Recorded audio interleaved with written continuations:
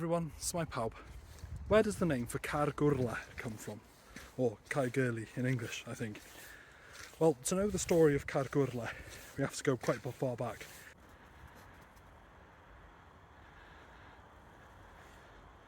So, the original settlement here was founded by people from the Kingdom of Mercia, and they spoke Old English, and they called it Caergwrle.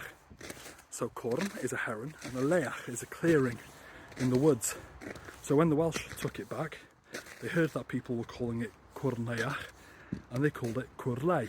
Now, because Welsh is phonetic, it preserved that original pronunciation of the town name, but they added an extra bit because originally this castle here wasn't there. So when they built the castle, they called it Caer, so a fortress.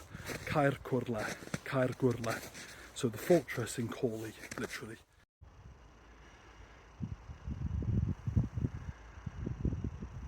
This castle was built in the 1200s by David ap Gruffydd, who was the brother to Llywelyn ap Gruffydd, one of the princes of Wales. Now, he agreed with Edward I, the man who conquered Wales, to not resist him in exchange for lots and lots of money, which he then used to sort of refurbish the castle. But actually, when the invasion of Wales came, he decided to join the resistance against it, and he had his castle destroyed by Edward in a siege.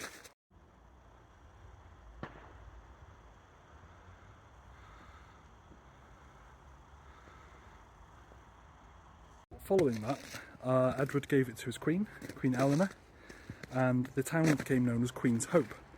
Now obviously the queen is Queen Eleanor, but what does it mean by hope? Well, actually Hope takes its name from another village further down the area, a Hob in Welsh, or Hope in English. Also the name of the mountain behind me, Hope Mountain. But actually it's from Old English, Hob, and it just means a sort of enclosed area of land in a bog or a marsh. So it means the Queen's enclosure, something like that.